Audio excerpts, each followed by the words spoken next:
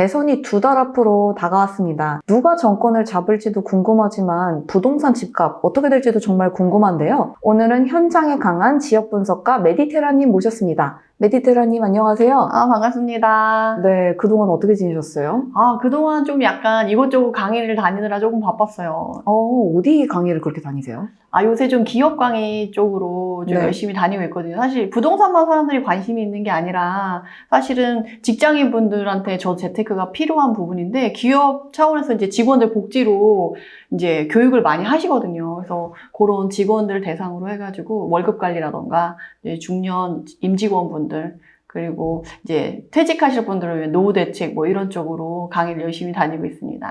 네, 대선 이후에 집값이 어떻게 될지가 너무 궁금한데 1, 2년 안에 조정장이 혹시 올 수도 있을까요? 근데 지금이 조정장이거든요? 지금이 막 되게 상승장이다라고 잘못 생각하시는 분들이 계세요. 그게 왜 그러냐면 지금 거래량이 거의 급감했거든요. 이전에 뭐 대세 상승장이다, 절벽 상승장이다 했을 때 서울 기준으로, 서울 부동산 시장을 기준으로 했을 때 연간 5만 건 정도가 거래가 돼요. 그러면 월별로 보통 5천 건 정도가 거래된다라고 보시면 되거든요. 근데 지금 23년도 그렇고 24년도 그렇고 25년도 그렇고요. 22년 말에 바닥을 찍고 이제 가격은 많이 올랐지만 거래량 수준으로 보면은 연평균 거래량, 월평균 거래량 그 안에 미치는 경우가 거의 없어요. 뭐 23년도 그렇고 24년도 그런데 25년은 아직 끝나지 않았으니까 보면 상반기에 막 거래가 되고 하반기는 다 거래가 좀 잘 안 되고 그래서 1년에 한 3개월, 4개월 정도만 월평균 거래량인 5천 건 정도의 거래량이 나오고 대부분의 거래는 거의 50%, 60% 정도밖에 안 나와요. 그러니까 뭐 요번에 토지거래 허가구역 해제되고 나서 지금 6천 건, 7천 건 이렇게 나오거든요. 5천 건? 근데 그 이전에는 2천 건, 3천 건 정도로 반밖에 안 나왔었어요. 그래서 여러분들이 좀 조심하셔야 될 게 가격이 막 신고가를 찍고 서울이 막 뜨겁고 막 지금 규제를 하니 토지거래 허가구역을 재지정할 수밖에 없는 상황이 왔니? 막 이런 상황을 생각을 하시지만 사실은 지금 막 대대장장이고 뭐 슈퍼사이클이 왔니? 막 이렇게 얘기하시는 분들도 계시지만 지금 상승장은 아니라는 거예요. 그러니까 회복장의 구간에 언제 들어가냐는 저점을 정확히 알 수 없기 때문에 그 구간 안에 들어있다. 저점에서 이제 하락해서 상승으로 그 회복으로 넘어갈 수 있는 변곡점의 시기에 와 있다라는 건 누구나 공감을 하지만 지금 완전한 뜨거운 막 상승장이다. 에너지가 정말 넘쳐난다. 이런 분위기는 절대 아니라는 거예요. 그래서 뭐 1, 2년 사이에 조정장이 온다라고 했을 때 사실 지금이 회복을 하면서 조정을 하면서 이게 왔다 갔다 하는 구간이라서 지금 그런 부분을 여러분들이 좀 주의를 하셔야지 저기 막 가격 올라갔네? 바로 올라타고 내가 그 다음에 어떻게 될까 했을 때 내가 최고가 찍을 수 있는 리스크가 상당히 큰 시장이에요. 지금 특히나 토지거래허가구역 해제되고 재지정되면서 실거주자분들이 피해를 많이 보셨어요. 사실은 해제되고 나서 재지정되면서 갈아타기에서 좀 감이 있으신 분들은 오히려 포트폴리오를 재정비하면서 안정화됐었는데 이 토지거래허가구역 해제 재지정 왔다 갔다 하면서 실거주자분들은 그런 정책에 오히려 휩쓸려서 최고가를 찍어준 실거주자분들이 되게 많아요. 그러면 내가 최고가야. 그 다음에 재지정되고 나서 가격이 좀 조정돼서 나와. 그러면 솔직히 계약하고 나서 마음이 불편하시거든요. 그래서 그런 부분들에서 여러분들이 좀 주의를 하셔야 되지 않나. 그래서 시장이 지금 딱 막 상승장이다 이렇게 아는 건 좀 아니다라고 말씀을 드리고 싶습니다. 그러면 이제 대선 이후에 정권이 어떻게 바뀌느냐에 따라서 또 달라질 것 같기는 한데요. 보통 지금 많이 좀 주목을 받으시는 분이 있으시잖아요. 만약에 이재명 후보자가 만약에 된다면 또 좀 규제가 심해지면서 조금 어려워지지 않을까 이렇게 보시는 분들도 계시긴 한데 그 최근에 한 발언 같은 걸 보면 이제 당선이 되더라도 부동산 규제를 좀 심하게 하진 않겠다. 이런 식으로 좀 약간 릴렉스해라 이런 식으로 많이 얘기를 하시는데 이건 또 어떻게 보시나요? 이게 부동산 시장을 이 정치적인 이념을 가지고 뭔가 정책을 세우고 이런 것 자체가 사실 시장을 힘들게 만드는 요소라고 저는 생각이 들거든요. 그래서 시장은 시장의 논리로 가는 게 가장 바람직하지 않을까. 물론 취약계층이라던가 이런 쪽에서는 지원을 해주는 것이 맞지만 그런 거 이외에 과도하게 뭔가 손을 댄다는 건 이미 이전 정부, 노무현 정부 때도 그렇고 문재인 정부 때도 손을 막 30번씩 막 댔더니 더 막 산으로 가는 문제가 있었잖아요. 그래서 그것 때문에 그런 거를 의식하셔서 얘기를 한 게 아닌가 싶은데 딱 제가 정리해서 말씀드릴 수 있을 것 같아요. 막 이렇다 저렇다 막 말씀하시는 분들이 많으신데, 여러분들이 부동산 시장을 결국 정권이 바뀌었을 때 부동산 시장이 어떻게 할 거에 대한 걱정을 내려놓을 수 있게 제가 정리해서 딱 말씀을 드리자면, 정권이 만약에 바뀌지 않는다, 그러면 지금과 크게 기조가 바뀌지 않게 갈 확률이 높아요. 지금처럼 어느 정도 이제 에너지가 작다 보니까 핵심 지역 위주로 가격이 보합 내지 상승을 유지하는가. 핵심 지역, 완전 핵심 지역들은 뭐 반포라던가 이번에 토지거래 허가구역 해제 재지정되면서 거론이 됐었던 그런 서울의 핵심 지역 탑7, 탑10 아는 지역 안에 들어가는 지역들은 보합 내지 상승으로 갈 가능성이 있고요. 그리고 중간중간에 이제 변수가 있으면 뭐 트럼프 2기가 오면서 막 또 엄청 변수가 많잖아요. 경제적인 변수도. 그래서 정치적인 변수뿐만 아니라 지금 경제적인 변수도 많기 때문에 지금 막 에너지가 타올라서 쫙 가기에는 쉽지 않다. 이렇게 말씀드릴 수가 있겠고, 그런데 만약에 정권이 바뀐다라고 하면 뭐가 문제가 되냐면, 이전에 지금 윤석열 정부였을 때는 거대 야당과 대통령과 당이 다르면서 뭔가 정책을 실현하려고 했을 때 속도가 빠르지 않고 실행이 되지 못하는 부분들이 좀 많았어요. 그래서 그런 부분이 있었는데, 이제는 만약에 민주당에 집권을 하고 있는 국회의원들이 거대한 인원을 의석을 확보하고 계시잖아요. 근데 대통령도 이제 민주당에서 나온다. 그러면 이제 입법 발의와 동시에 통과가 빠르게 될 가능성이 높죠. 이전에 문재인 정부에서도 그랬었잖아요. 임대차 3법도 그냥 슉 가버렸잖아요. 그러고 나서 부작용이 나중에 발견이 되면서 추가적으로 손을 대긴 했지만, 이미 시장의 혼란과 이런 것들을 초래한 것들은 단기간 내에 그걸 회복시키기는 어렵잖아요. 그래서 이후에 그런 정부가 됐을 때 그런 것들이 조금 걱정이 되는 거예요. 사실은 이재명 후보가 이전에 대선에 나왔었던 공약, 뭐 기본소득, 뭐 기본주택부터 해가지고 국토보유세, 그리고 세금 규제 정책, 이런 것들을 많이 얘기를 했었는데, 이제는 이제 중도층에 대한 그런 표심을 이렇게 좀 확보하려고 하는 노력으로 이런 마인드로 좀 바꿨다. 분배보다는 성장으로 마음을 바꿨다.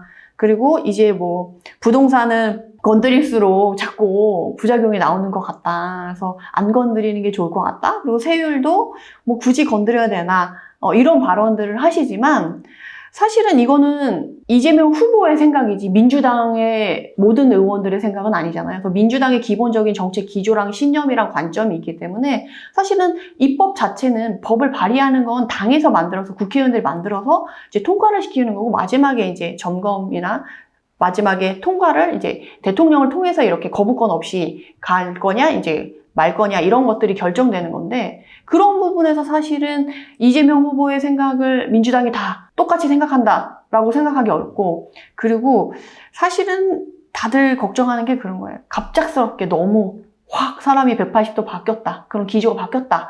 과연 그게 가능할까라고 했을 때, 사실은 지금 선거 전이기 때문에 표층이나 이런 것들을 의식하지 않을 수가 없어요. 그래서 그런 부분에서 좀 얘기가 나온 게 아닌가 싶고, 결과적으로는 조금 제가 솔직히 부동산에 대한 전문가라는 걸 빼고 일반인의 눈으로 봐도 부동산 공부를 하기 전에는 솔직히 저는 뉴스가 나오는 거, 그리고 나라가 발표하는 것들은 공신력이 있다라고 믿었었어요. 그리고 전 그게 맞다고 생각했었거든요. 관심을 별로 갖고 있지 않으니까 그렇게 되나 보다. 뭐 이전에 문재인 정부에서도 8.2 대책 발표하면서 이제 부동산 종합 규제 정책이 나왔으니까 집값 떨어질 거다, 이런 얘기 나왔었잖아요. 그래서 일반인분들은 그걸 믿게 된다는 거죠. 그래서 저도 이전에는 정말 너무도 순진하게 그런 말들을 믿었었거든요. 그래서 저는 말씀드리고 싶은 게, 뭐 윤석열 정부도 마찬가지예요. 23년도, 24년도에 연초에 뭐 시장이 어렵다고 하니까 막 규제 완화 정책들을 막 발표해요. 취등록세 중과 완화를 하겠다, 뭐 하겠다, 이런 완화를 발표해. 그리고 지금도 지방이 힘드니까 3주택자에 한해서는 세금 완화를 해줄 테니까 좀 지방에 가서 집을 사, 미분양을 좀 더 해소해줘 라고 이제 국민들한테 얘기를 하면서 공식적인 공문이라 발표문을 해요. 근데 실제적으로 지켜지지 않은 게 더 많아요. 그래서 저는 말씀드리고 싶은 게, 법 개정이 필요한 사항들이 너무 많거든요. 그래서 법 개정이 필요한 사항이다, 발표를 했다라고 할지라도 믿지 말고 법 개정이 이루어졌다라고 하면 그때 움직이시는 게 맞고, 그리고 정책이 뭐 발표돼서 이제 집값이 어떻게 될 거다라고 나라에서 집값이 너무 더 과열되면 이게 여론의 문매를 받을 수 있기 때문에, 그런 부분에서 그런 식으로 얘기를 해요. 이제 공급 많이 해서 집값 떨어질 거다. 뭐 하니까 집값 떨어질 거다. 뭐 집값이 이렇게 해서 상승할 거다. 뭐 이런 식으로 얘기를 하는 걸 우선은 믿으면 안 된다라고 저는 생각이 들어요. 그래서 이후에 흘러가는 방향을 보고 결과적으로는 그 발표문이 나와도 그게 실제로 진행이 되는지 보고 그 분위기가 실제로 시장에 어떤 영향을 미치는지를 확인한 다음에 우리 지역은 그것에 영향을 받아서 어떻게 가는지까지 확인을 하고 가셔야지 본인의 자산을 지킬 수 있는 상황이 된 거예요. 조금 돌아와서 이재명 후보님이 뭐 이런 정책들을 발표하고 기조를 바꾸고 성장을 위해서 하고 이제 부동산을 건드리고 싶지 않다라고 얘기를 하지만 이것도 하물며 공식적으로 발표한 발표문도 그런 식으로 지켜지지 않는 경우가 많은데 대선 전에 언론에서 그냥 인터뷰한 말 정도로 그런 가벼운 정도를 과연 내가 100% 믿고 가는 게 나한테 안전할까? 그거를 좀 고민해 보시면 좋을 것 같아요. 저는 이렇게 말씀드려요. 뭐 보수당이 좋다, 진보당이 좋다 이런 거 절대 없어요. 본인한테 유리한, 본인한테 좋은 표를 발휘하는 게 제일 좋고 부동산 시장에 있어서 내가 내 집 마련이나 전 자산이 부동산 자산에 묵혀 있다 그러면 부동산 자산인 부동산 시장에 어떤 영향을 미칠 정책을 펼칠 당을 선택하느냐, 그런 후보를 선택하느냐가 가장 중요한 것 같아요. 그러면 내 집 마련을 지금 생각하시는 분들은 빨리 내 집 마련해야 될까요? 어떻게 전략을 가져가야 될까요? 조기 대선이 끝나고 나서 결과가 나와서 보통 2, 3개월 후에 부동산 시장 정책을 발표를 하거든요. 그러면 9, 10월 정도에 정책이 나올 텐데 그 정책의 세금이 무거워졌을 때 내가 타격이 큰지 안 타격이 큰지를 보시고 내가 핵심 지역에 움직이실 것 같다라고 하면 이후에 가격이 크게 빠지기는 지금 쉽지 않은 상황이에요. 왜냐하면 우리가 거론됐었던 잠상대천이라던가 반포라던가 좋은 뭐 강남 3구라던가 용산은 이번에도 거래할 때도 확연히 알게 됐지만 시장의 흐름과 상관없이 그냥 현금을 많이 보유한 50억, 60억씩 들고 계신 분들이 그냥 톡톡 거래를 하신 그런 약간 어나더 레벨의 그런 지역이라는 거죠. 근데 그 외의 지역들이 더 많잖아요. 그리고 지금 지방에 사시는 분들, 수도권에 사시는 여러분들이 계실 텐데, 여러 사람들이 계실 텐데 그런 지역에 사시는 분들은 부동산 시장의 흐름을 타면서 움직여요. 그래서 지금 지방에 2023년 이후에 회복으로 들어선 구역과 단지 쪽에 관심을 가지시는 분들은 이후에 좀 관심을 가져보시는 게 좋고요. 22년 말 이후에도 가격이 계속 빠지고 있다라고 하면 내 집 마련은 추천드리지 않고 전세를 하시면서 이제 반응이 있을 때 올라가려고 하는 반응이 있을 때 움직이시는 게 대출 이자라도 조금 줄여서 자산을 확보하실 수 있는 방안이라고 말씀을 드릴 수가 있겠고요. 근데 수도권 같은 경우는 서울과 시장 흐름을 같이 하는 구역, 이런 구역 같은 경우 올해 내에 하시는 게 좀 유리하지 않을까 싶어요. 왜냐하면 26년도 이후에 공급 물량이 확연히 감소를 하는 부분이 있어가지고 지금 그것 때문에 집값이 폭등할 거다, 막 전세가가 폭등할 거다 이렇게 얘기를 하시는 분들도 많이 계시긴 한데 바로 그렇게 폭등을 하지는 않아요. 물론 가격이 가는 어너더 레벨에 있는 단지들은 뭐 한순간에 막 5억씩 올리고 막 3억씩 올리고 하지만 그 외의 지역들은 그렇게 가지는 않거든요. 어차피 에너지가 움직이려고 하는 그게 모여야지만 움직일 수가 있는 거라서.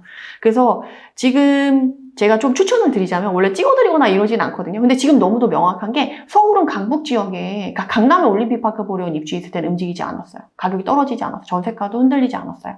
근데 강북은 지금 동대문구의 입주 물량이 거의 11,000세대가 몰려 있거든요. 레미안 라그란데부터 시작해가지고 장인 뉴타운 아래쪽에 하단에 있는 구역들, 그리고 뭐 아이파크, 휘센 뭐 이런 식으로 해서 지금 입주 물량이 몰려 있는 지금 구역은 지금 전세가도 조금 흔들리고 있고요. 그게 이제 1년 내내 계속될 거예요, 입주가. 그럼 전세 가격이 더 많이 흔들릴 가능성이 있고, 그리고 매매가도 막 13억 밑으로, 84 기준으로 13억 밑으로는 절대 안 팔아 했던 것들이 지금 12억대로 좀 내려와 있는 상황이거든요.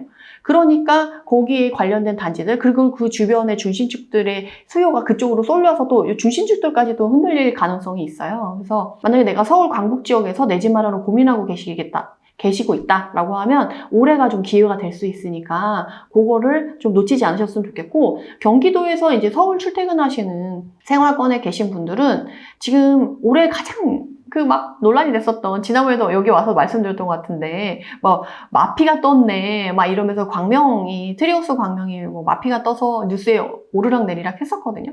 근데 광명이 나쁜 지역이냐라고 하면 그렇지 않아요. 그리고 실제적으로 가봤을 때도 이렇게 마피가 성행해서 막 많이 쏟아졌던 것도 아니고 가격이 막 5천, 6천 나왔던 것도 아니고 지금은 또 마피가 많이 줄었고 가격이 또 좀 약간 주춤주춤 올라가려고 하는 그런 모양새를 보이고 있어요. 그래서 광명은 공급 물량 때문에 하방 압력이 있어서 오래 힘들었던 거지 그런 것들이 다 소진이 되고 나면 충분히 이제 경기도의 상급지로서 가격이 충분히 갈 수가 있고 그 아파트 단지가 새로 생기면서 입지가 재배치되고 있거든요. 그러면서 거기 안에서도 기회가 발생될 수 있기 때문에 여러분들이 그런 지역들을 보고 있다라고 하면 올해 내에 좀 고민을 하시면 좋겠고 또 한 가지 주의하셔야 될 건 지금 7월에 스트레스성 DSR 3단계가 진행이 될 거예요. 그래서 내가 만약에 대출을 좀 많이 받아야 된다. 내가 집을 알아봤는데 대출이 이만큼 나와야지만 집을 살 수 있어. 하시는 분들은 스트레스성 DSR 3단계 이전에 좀 움직이실 수요분들이 좀 있을 수 있을 것 같아요. 근데 2단계랑 3단계 차이는 적게는 1, 2천, 많게는 한 2, 3천 정도밖에 줄어들지 않는데요. 근데 스트레스성 DSR 1단계가 시행되기 전에 그래도 한 1년 전에 집값을 알아보신 분들의 기준으로 보면 적게는 5천, 많게는 1억 정도가 대출 한도가 줄어들 수 있어서 내 집 마련 자체가 불가능해지실 분들도 계세요. 그래서 내가 어느 기조에 있던 사람이냐 최근에 막 알아봐서 2단계랑 3단계 차이만 알아면 되는 건지 아니면 아예 적용되기 전과 후로 알아야 되는 건지를 본인이 좀 판단을 하시고 사실 현장에 대출이 안 나와서 갑자기 안 나온다 그래서 매매 계약이 파기되는 경우가 생각보다 많아요. 그래서 계약금을 거는데 대출이 안 나온대. 그럼 계약금을 돌려받을 수가 없거든요. 그래서 대출 부분을 꼭 신경 쓰셔가지고 알아보고 내 집 마련을 준비하시면 너무 좋을 것 같습니다. 네, 대선 이후의 변화와 내 집 마련 전략까지 알아봤는데요. 대선 이후 시장 어떻게 변할 것이라고 보시나요? 댓글로 많이들 남겨주시고요. 오늘 영상 좋으셨다면 구독, 좋아요, 알림 설정까지 부탁드립니다.